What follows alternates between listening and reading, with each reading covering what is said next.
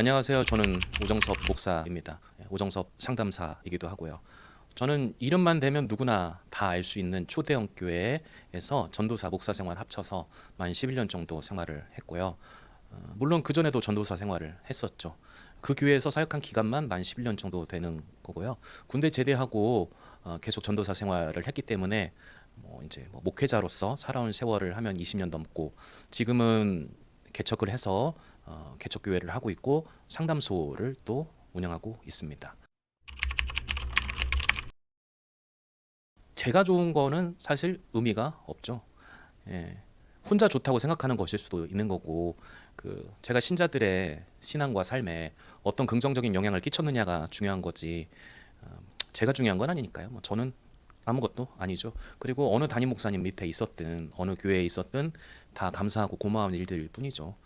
부족하고 이제 어리석은 저 때문에 교회에 누가 되지 않고 신자들에게 상처가 되지 않았기만을 바랄 뿐이죠.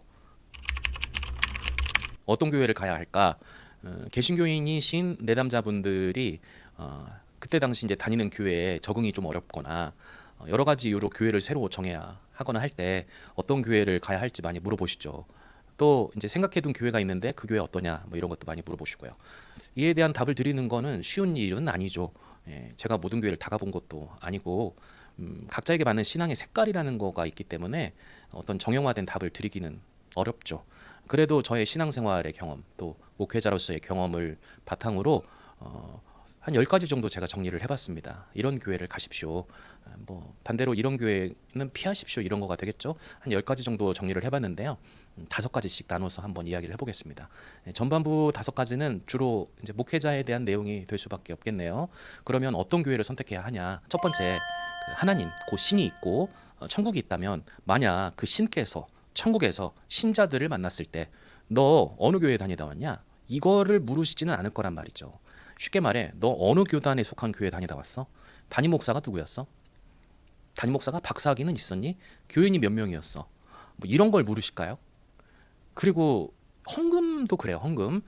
너 그동안 헌금 얼마 했어? 이런 걸 물으실까요? 신인데, 우주가 신의 소유라는데 그거를 헌금 얼마 했냐, 이게 계산기 두드리시겠냐 이거죠.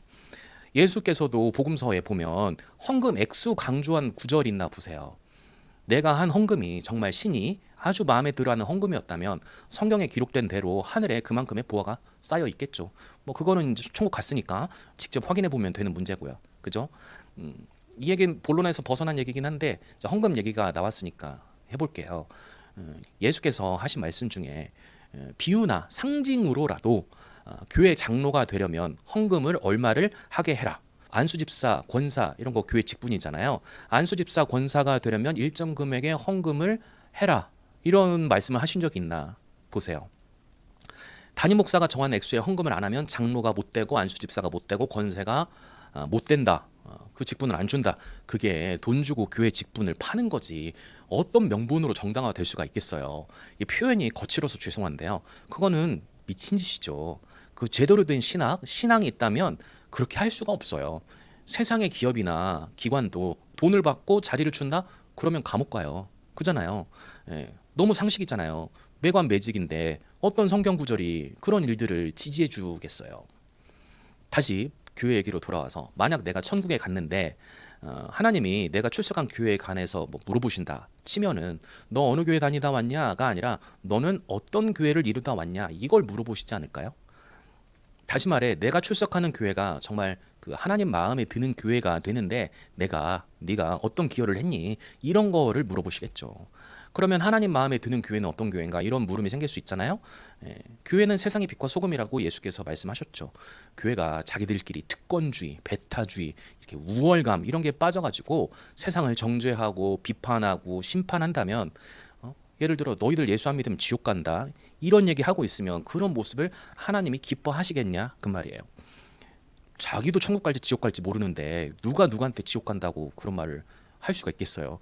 내가 천국 갈 확신이 있으면 천국 가겠어요? 내가 천국 가고 지옥 가는 거 내가 인간이 결정하는 거겠어요?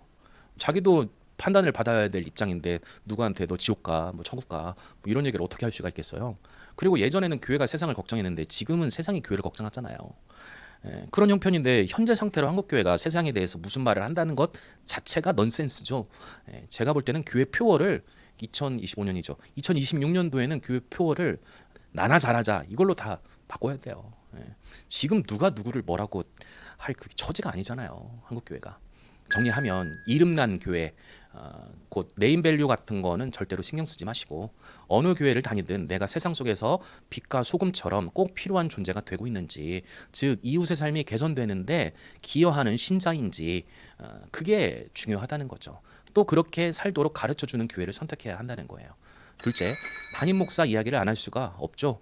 담임 목사가 어떤 사람인지를 보려면 학력이나 뭐 사역 경력 이런 거를 보시지 말고요. 그리고 이제 한국 교회 목회자가 이제 세대 교체가 많이 됐잖아요.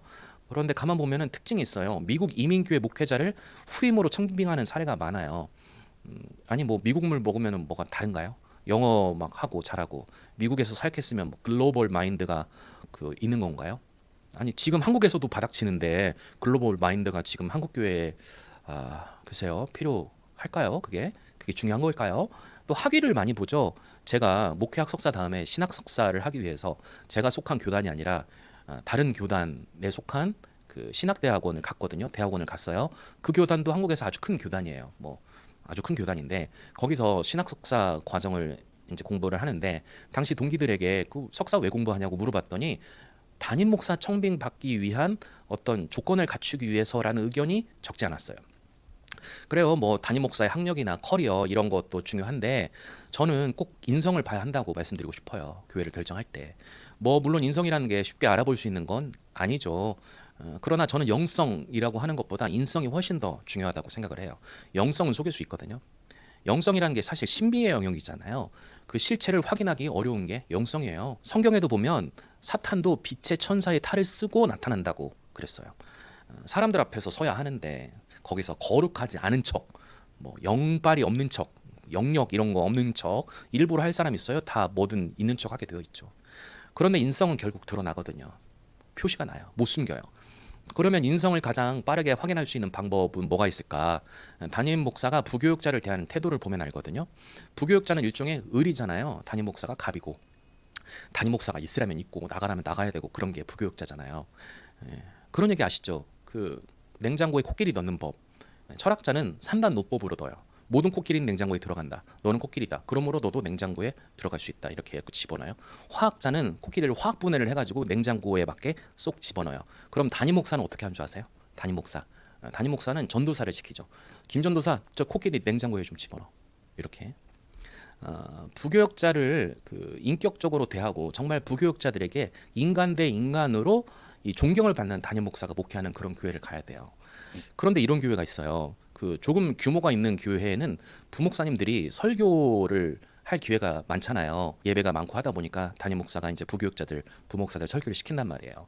그러면은 부목사님들이 설교할 때 그 꼭 빠지지 않고 담임 목사를 높이는 이야기를 하고 딱 들어보면 알잖아요. 그게 이제 아부성 발언인지 진심인지. 이제 불쌍한 부목사님들. 담임 목사가 얼마나 입에 발린 말을 좋아하면 자기가 이제 축해 올려지는 거를 좋아하면 그렇게 부목사님들이 하겠어요. 불쌍하죠. 부목사님이나 담임 목사나 다 성경대로 하면은 다 맞죠. 그렇게 전하면 되지. 담임 목사 입맛에 맞아야 하고 또 설교에 꼭 담임 목사를 이렇게 찬양하는 그런 멘트가 들어가야 하는 교회가 있거든요. 그런 교회는 가지 마세요. 셋째, 왜 그런 교회는 가지 말라는 거냐면 여러분 목회자 중에 나르시시스트가 많아요. 나르시시스트, 자기애적 성격 장애에 빠진 사람을 말하잖아요. 쉽게 말하면 자아도취에 빠진 사람이에요. 자뻑 이런 거 있잖아요. 자뻑이 너무 심한 사람들이 목회자 중에 정말 많아요. 목회자는 성직자인데 성직자라는 게 이 성직이라는 게 신의 은총을 입어 신의 부르심을 받아 소위 세속과는 구별되는 그런 직분을 감당하는 사람이잖아요. 그 잡이 아니라 콜링이잖아요. 콜링. 잘나서 된 게 하나도 없어요.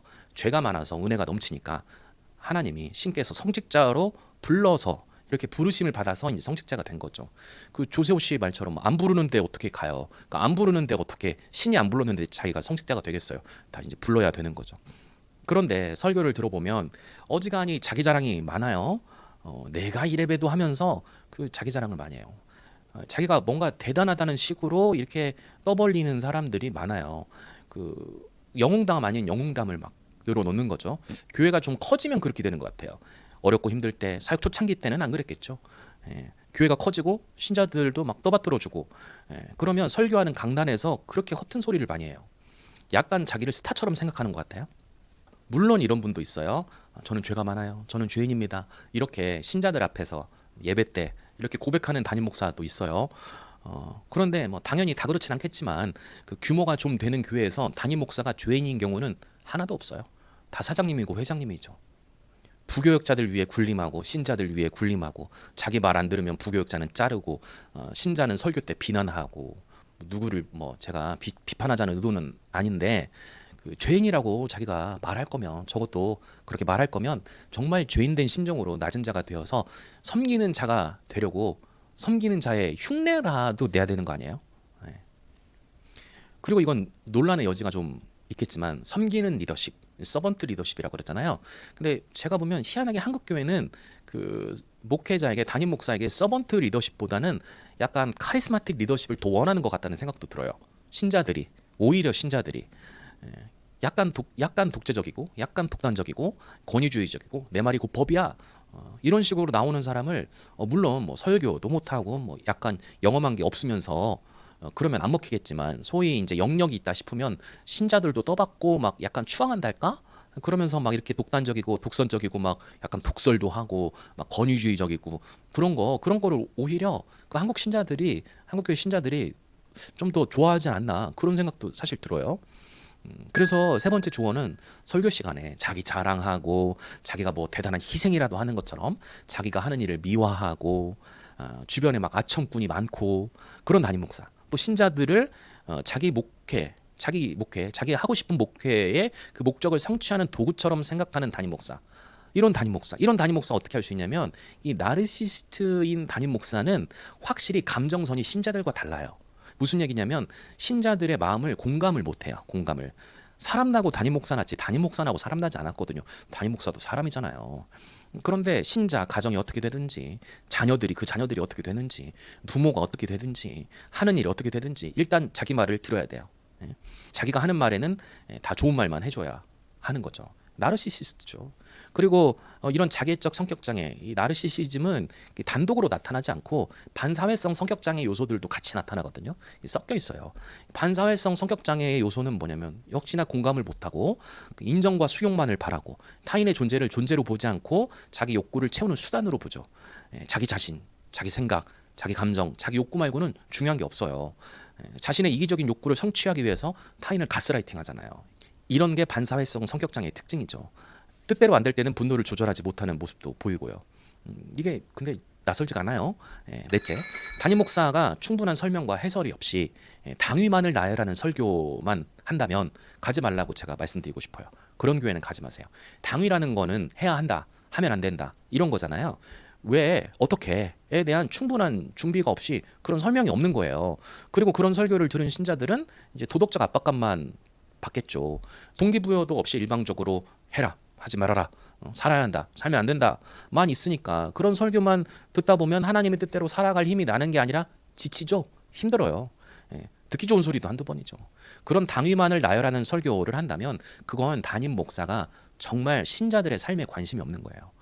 신자들의 삶을 어떻게든 돕고자 하는 노력 자체가 없는 거예요. 그거는 물론 나쁜 말은 거의 없어요. 다 좋은 거 하고 나쁜 거는 하지 말아라, 뭐 그런 건데, 그걸 몰라서 안 하나요? 그렇게 실천하고 살 만한, 그런 삶을 스타트할 만한 초기값이 부족해서 그런 거잖아요. 그리고 세상이 얼마나 다변화되고 이렇게 복잡해지고, 소셜 미디어에서 누구나 자기 말 하고 싶은 말 할 수 있고, 또 신자들도 얼마든지 듣고 싶은 설교 다 들을 수 있는데, 그런 시대인데 무작정 내 말대로 해, 뭐 하지 마, 뭐 이렇게 한다고 통하겠냐 말이죠. 설교하는 자기도 그렇게 못 삽니다. 뭐 그렇게 해라 하지 마라가 많은데, 설교하는 자기 자신도 그걸 다 지키고 살 수 있겠어요? 그래서 그런 설교는, 설교하는 본인 담임 목사를 신자들로부터 고립시키든지, 그런 설교를 듣는 신자들을 세상으로부터 고립시키든지, 둘 중에 하나겠죠. 다섯째, 이 세 가지 핵심 키워드를 기억하세요. 핵심, 절제, 균형. 다시, 핵심, 절제, 균형이에요. 완벽한 담임 목사도 없고 완벽한 교회도 없거든요. 다만 담임 목사의 설교나 그 교회가 지향하는 바에 핵심은 명확하게 있어야 돼요. 보세요. 세례 요한 아시죠? 세례 요한의 가르침의 핵심은 회개에 합당한 삶을 살아라 이거거든요. 예수님의 가르침의 핵심은 하나님 나라죠. 바울의 가르침의 핵심은 믿음으로써 의롭다 칭함을 받는다. 이신칭이죠. 담임 목사 설교나 사역 방향에 또 교회가 지향하는 바가 엎치락 뒤치락 뒤죽박죽 단체 뭔 얘기를 하는 건지 이 교회가 어디로 가자고 하는 건지 이게 핵심 구심점이 없으면 교회가 엉망진창이 되는 거예요. 그리고 절제는 성령의 열매라고 하잖아요. 담임 목사의 설교의 주제가 막 방대하고 활동이 엄청나고 교회가 프로그램이 많고 부서가 많고 꼭 그래야 하는 건 아니거든요. 사고는 브레이크를 못 밟아서 브레이크가 고장나서 사고가 나요. 싱싱 잘 달리는 것보다 속도를 조절하고 멈출 때 멈출 줄 알아야 하는 거죠. 사람은 신이 아니에요. 설교에서도 그냥 무조건 다그치고 하라는 게 많고 교회 활동도 신자들이 번아웃이 올 정도로 막 정신없고 막 많고 또 그렇게 안 하면 믿음 없는 사람 취급하고 그건 건강하지 못한 거예요. 적당히가 있어야 돼요. 적당히가. 이 적당이라는 게 대충대충 하라는 게 아니고 뭐든지 과열되면 문제가 생겨요. 특히 가정에 문제가 생기죠. 부부간에 문제가 생기든지 부모 자식 간에 문제가 생기든지 담임 목사도 뼈가 으스러져라 막 눈코 뜰 새 없이 사역하면 안 돼요. 그러면 자신의 내면을 돌볼 시간이 없거든요. 그러다 사고가 나는 거예요. 담임 목사도 그래서 탈선을 하는 거죠. 자기 내면을 돌볼 시간이 없으니까 돌보지 못하다 보니까. 담임 목사가 절대 신도 아니고 기계도 아니에요. 그냥 인간이에요. 담임 목사라는 직분을 가볍게 생각하라는 말이 아니고 인간이라면 누구나 겪을 수 있는 신체적, 정서적 문제를 똑같이 겪을 수 있는 인간이라는 거예요. 담임 목사도. 그러니까 담임 목사도 자기 사역을 절제할 수 있어야 돼요. 과유불급, 지나침은 모자란만 못한 거죠. 끝으로 균형, 교회가 균형이 있어야 되거든요. 핵심 절제, 마지막으로 균형이 있어야 돼요. 제가 여기서 강조하고 싶은 균형은 교회 활동과 세상에서의 일, 교회 활동과 가정생활, 이 균형을 가르치고 이 균형 감각을 잃지 않도록 돕는 교회를 선택해야 한다는 거죠. 주일에 막 안식일을 거룩하게 지켜야 한다면서 하루 종일 교회에 있게 하는 교회는 가지 마세요. 그 안식일을 거룩하게 지키려면 토요일에 아무것도 안 해야 되는 거예요. 안식일을 거룩히 지키려면 안식일은 토요일이니까요. 그러면 토요일에 아무것도 안 해야 되는 거예요. 주일은 구약의 안식일이 아니에요. 구약의 안식일의 개념을 차용해서 주일을 거룩하게 보내자 하는 거는 이제 수용할 수 있겠죠. 그런데 주일이 안식일인 것처럼 말하면서 주일에 막 절대로 돈 쓰지 말아라 이렇게 어떤 규율을 정하고 그러면 그거는 성경적이지가 않죠. 그건 예수님 뜻이 아니에요. 만약에 주일을 안식일이라고 하면서 주일에 뭐 하지 말아라 뭐 하지 말아라 뭐 하지 말아라 그런다면 그러면 안식일법만 지킬 게 아니라 구약의 뭐 음식법도 다 지켜야 되는 거예요. 다른 절기법도 다 지켜야죠. 그게 바울 사도의 가르침이잖아요. 율법을 지킬 거면 다 지켜야 의롭다함을 받을 수 있다는 거 아니에요. 예수께서도 안식일을 위해 사람이 있는 게 아니라 사람을 위해 안식일이 있다고 하셨잖아요. 안식일이 사람을 억압하는 날이 되면 안 되죠.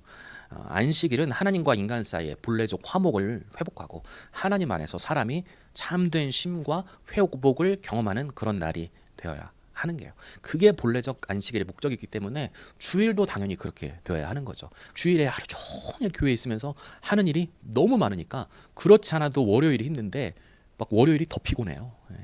가족들과 말 한마디 나눌 시간이 없어요. 주일에, 일요일에.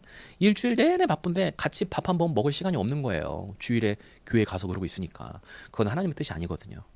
남편이 교회를 안 다니면 아내가 하루 종일 교회에 가 있느라고 남편이 쉬는 날인데 밥을 먹는지 뭘 하는지 신경도 안 쓰거든요. 그러다가 아내가 교회에서 일요일에 주일에 늦게 퇴근하면 남편이 짜증이 나겠어요 안 나겠어요? 아내가 들어오는 걸 보면 인상이 써지겠어요 안 써지겠어요? 인상이 써지죠. 그러면 이제 아내는 이제 사탄아 물러가라 요게 나오는 거예요. 주에 일을 하고 막 은혜 받고 왔는데 집안에 저 사탄이 역사한다고 막 이렇게 도대체 누가 사탄이에요? 누가 사탄인지 모르겠어요. 어떤 분은 주일에 돈 쓰지 말라고 그건 죄라고 막 그러거든요. 예수님은 모세 율법을 재해석해 주실 때 이런 말씀을 하신 적이 있어요. 모세는 육체적 간음, 실제적 행위를 해야 그게 간음이라고 했지만 나는 너에게 이르노니 사람이 마음으로 음욕을 품는 것부터가 간음이다. 그렇게 말씀하셨거든요. 무슨 말이냐? 행위를 하고 안 하고가 다가 아니다. 그 의도부터, 그 마음 속에서부터 율법이 하나님 말씀이 가르치는 바를 지킬 생각을 해야 된다. 이거 아니겠어요? 단순히 행위만 안 하고 안 하면 죄가 아니다. 이게 아니라는 거죠. 그러니까 돈 쓰지 말라고 해서 주일에 돈을 안 써요. 돈은 안 써. 실제적으로 돈은 안 써. 소비는 하는데 속으로 주일에 하루 종일 뭐 살까? 뭐 시켜 먹을까? 생각하다가 밤 12시 딱 넘으면 쿠팡 앱을 열어요. 배민 앱을 연다. 그럼 그거가 죄예요. 그렇게 치면은 예수님 말씀에 따르면 그게 죄가 되는 거죠. 어느 엄마가 주일 오전에 예배드리고 집에 딱 갔는데 어린 애들이 엄마가 없으니까 밥을 안 먹고 못 먹고 그러고 있었다고 쳐요. 그래서 엄마가 오니까 반가워서 빨리 밥을 달라 그랬는데 집에 밥도 없고 해놓은 밥도 없고 반찬도 마땅한 게 없고 그래요. 라면도 하나 없는 거예요. 애들이 라면이라도 사다 끓여주라고 하는데 뭐 짜장면이라도 시켜달라고 하는데 주일에 도수만대. 그러면은 그게 의로운 거예요? 그게 하나님 뜻이에요? 그게 죄죠. 아동 학대죄. 그죠? 예. 그리고 교회에서 봉사든 뭐든 뭐 잘하는 거 중요하죠. 중요한데 그것보다 더 중요한 게 세상에서 자기 분야에서 세상 속 자기 분야에서 전문성을 인정받는 것도 그만큼 중요해요. 교회에서만 잘하면 뭐예요? 회사에서 맨날 사고 치고 사회생활도 못 하는데 교회에서 뭐 잘하면 뭐가 그게 중요해요? 그걸로 땡이에요? 아니에요. 세상에서 어떻게 살아가야 할지를 안 가르쳐주고 맨날 성령 충만 하면서 전도해, 봉사 열심히 해. 그렇게만 하면 그건 건강한 교회가 아니에요. 담임 목사 좋으라고 그렇게 시키는 거죠. 세상의 빛과 소금이거든요. 세상의 빛과 소금인데 세상의 암흑과 곰팡이 같은 존재가 되면 되겠어요? 사람들에게 절망 주고 병들게 하는 그런 사람이 되면 되겠어요? 균형이 있어야죠. 균형이. 교회에서만 잘해야 되는 게 아니고 세상에서도 잘해야죠. 세상에서도. 세상의 빛과 소금이에요. 세상의 빛과 소금. 세상에 꼭 필요한 존재가 돼야 돼요. 전문성이 탁월해야 한다. 그거예요. 그런 걸 가르쳐주는 교회를 가세요. 주일에 뭐 주일만 아니라 그냥 계속 교회에서 살아라. 건강한 교회가 아니에요. 그런 교회 가시면 안 돼요.